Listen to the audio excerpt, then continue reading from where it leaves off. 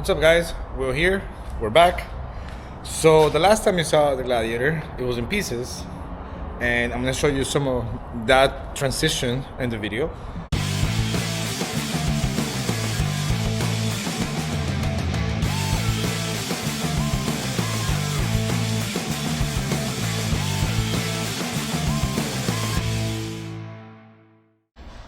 Alright guys, so kind of looks like a lot of stuff got done and I didn't really film it, but I'm gonna give you a little,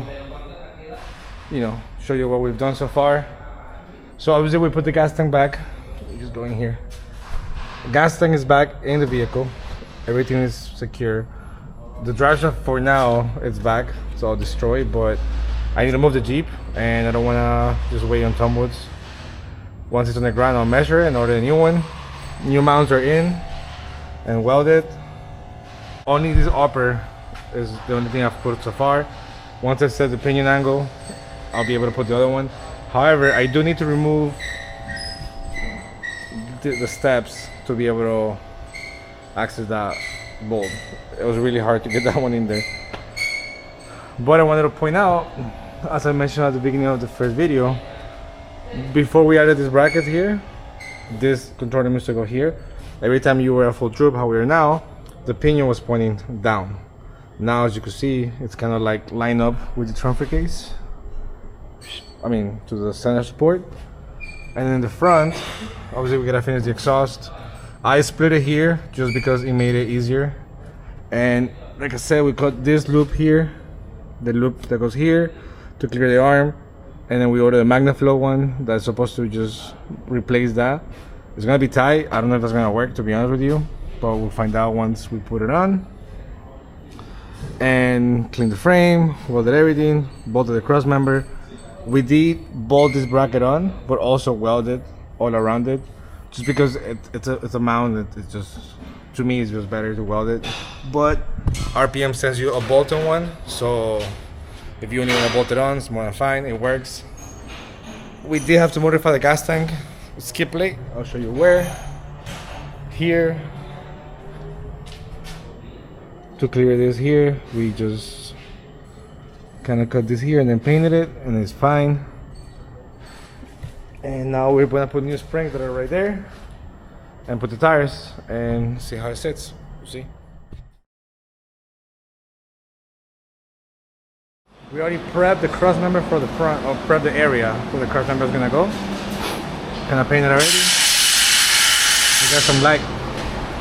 We gotta mock up the cross member, and then we could go ahead and bolt it up in this side, and then drill on this side, and then we gotta do the upper control arm that goes right here. I gotta finish prepping that area, and then we could hopefully put the front axle maybe today. Probably not. Still got a lot to do. Gotta paint the front axle, clean it.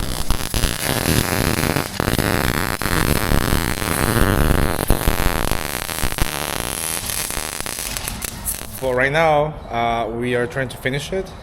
My dad's already put close to 1,000 miles on the Jeep, and it drives amazing. So obviously, as you guys know, the front is the 3-link that you would put in the JL as well. So that's been already out.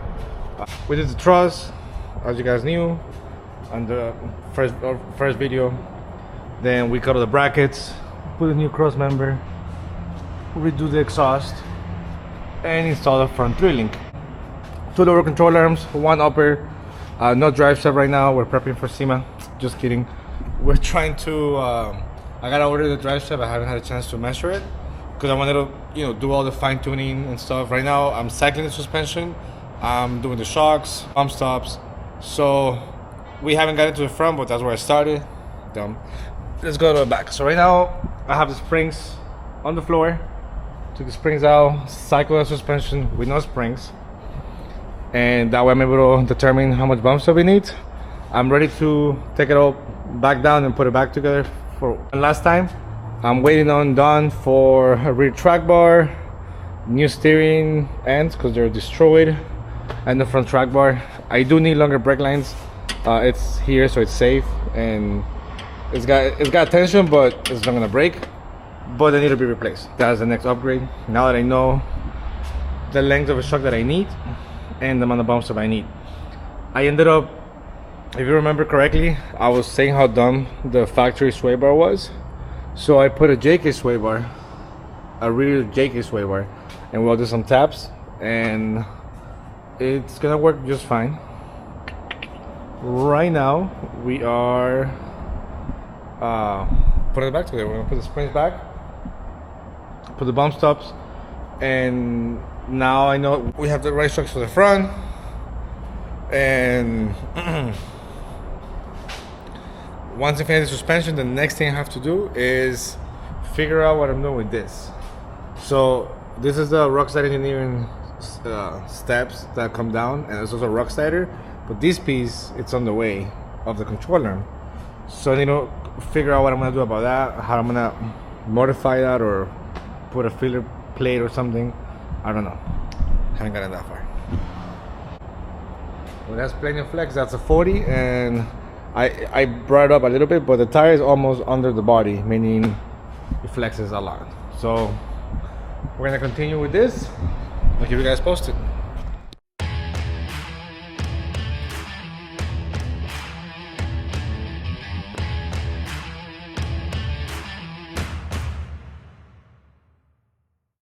Don't forget to subscribe.